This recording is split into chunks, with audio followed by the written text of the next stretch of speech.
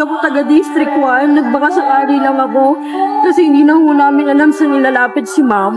Baka sakali lang ako nag-apply po. Magkano binigay ni boss? 1,000,000 po. O, di ba? Ginawang instrumento si Yorme para sa nanay mo.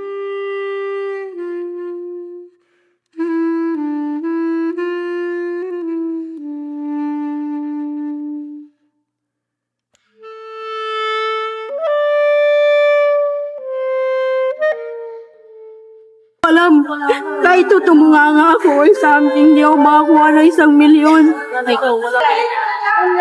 1,000,000 ho. Pero bindisyon mo. 1,000,000 ho. Salamat ate. Pasalamat ka kay Lord.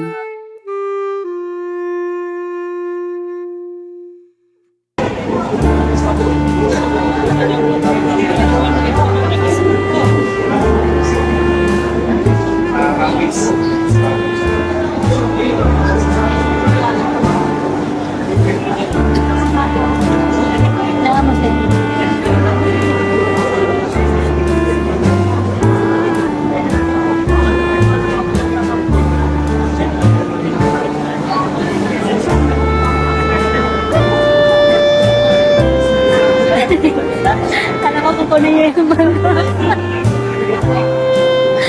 Hey guys.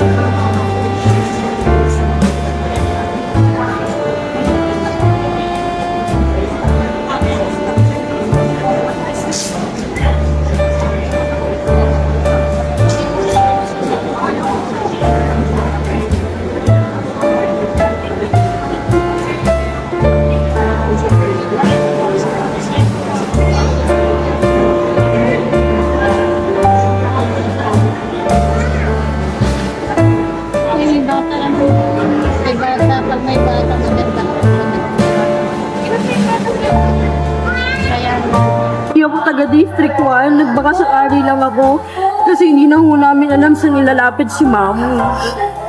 Eh, ang ikot po ng district, baka po matagalan. Sinisingil na ho kami ng ospital. Kapag hindi po kami nakabayad, actually, pull out na kami. Refer na Tapos na ba siya operahan? hindi ho. Kailangan ho nang may bayaran na gantong amount bago ho kami makapagpa-opera. Eh, magda-dialysis na ho siya. Baka sakali lang ako nag-apply po. Magkano binigay ni boss? 1,000,000 po. O, di ba? Ginawang instrumento si Yorme para sa nanay mo. 1,000,000 po. Pasalamat ka kay Miss Weng at saka kay Lord. Ha? O, ikaw pala yung ngumungoy-ngoy doon sa tabi namin ni Miss Weng. Ikaw pala yung umiyak. Wala akong connection dito. Talaga akong gate crasher lang talaga. Kasi wala na akong Ramdam mo ba na may gobyerno na sa Maynila? Sobra ho. Kasi ho, kung iba po siguro yung mayor. Ba't ka nanginginig? Hindi ko alam. Kahit tumunga nga ako or something, hindi ako makakuha ng 1,000,000. Tapos may mga kasabayan kami na naglalakad ng mga medical assistance. Wala ako pong ibang nagagawa yung mahirap nila. Naiingit sila dito kasi may po. Sabi ko kung pwede ko lang kayong ilapit lahat. Siguro talaga, hindi ko alam. Pasalamat ka kay Lord. Nanginginig po. Nanginginig siya. Hindi talaga. Hindi ko mapupulot yung 1,000,000. Thank you. Saka narinig ka lang namin ni Miss Weng na umiiyak doon sa gilid eh. Pasalamat ka kay Miss Weng. Wala ho akong pero si Vice Chi, tawag nito, taga sa amin. Pero hindi ko na ho siya inabala. Talaga hong dumiretso lang ako. Pero sabi niya tutulungan ka rin niya. Natulungan niya ho kami sa DSWD. Nag-aatay pa po kami ng jail. Pero ang bigat po talaga ng binigay sa akin ng Parang iligaw mo. 1,000,000 ho. Pero hindi siya. 1,000,000 ho. Salamat ate. Pasalamat ka kay Lord. Mensahe niyo lang po kay Mensahe po sa ating mayor. Actually, kulang yung salita kung pagpapasalamat. Opo. Kasi buhay yung nakastahan. Kung pwede nga lang ako maglinis ng tawag nito, ng City Hall. Gagawin ko. Papalit ko lang yung tulong ko sa kanya. Yung tulong na binigay niya. Ito siguro ang isa sa mga pinakamabigat na parte ng buhay. Yung wala ka ng matakbuhan. Yung kahit nahihiya ka na, kailangan mong lunukin ang pride mo para lang humingi ng tulong. At aminin man natin o hindi madali ang lumapit sa gobyerno. Marami ang natatakot. Marami ang nahihiya. Marami ang nawawalan ng pag-asa. Pero sa kwentong ito, hindi pinabayaan ni Francisco Isko Moreno Dumagoso ang babaeng lumapit sa kanya. Matapos marinig ang kanyang sitwasyon, nagbigay ito ng tulong na hindi kailanman inasahan ng babae. 1,000,000 piso. Isang halaga na maaaring magbago ng buhay. Isang halaga na maaaring maging simula ng bagong pag-asa para sa kanyang pamilya. Mga kababayan, hindi lang pera ang pinag-uusapan natin dito. Ang mas mahalaga rito ay ang pag-asa. Dahil minsan, isang tao lang ang kailangan mong maniwala sa'yo para muling lumakas ang loob mo. At para sa babaeng ito, maaaring iyon ang natanggap niya sa araw na iyon. Hindi man lahat ay mabibigyan ng 1,000,000 piso, pero sana magsilbi itong inspirasyon sa ating lahat. Na habang may mga taong handang tumulong, huwag tayong mawalan ng pag-asa.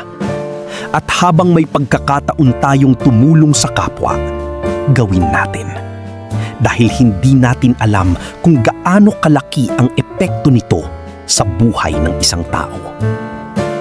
Mga kababayan, sa dami ng taong humihingi ng tulong araw-araw, isa lamang siya sa mga mapalad na nabigyan ng pambihirang pagkakataon. At sa isang simpleng paglapit, nabago ang takbo ng kanyang buhay. Kaya, kung kayo ang tatanungin, ano ang mararamdaman mo kung nagbakasakali ka lang humingi ng tulong, pero umuwi kang may 1,000,000 piso at panibagong pag-asa sa buhay? Comment down below mga kababayan. Ako nga po pala ang Kuya Genio na palaging nagpapaalala sa inyo na dapat alam mo to.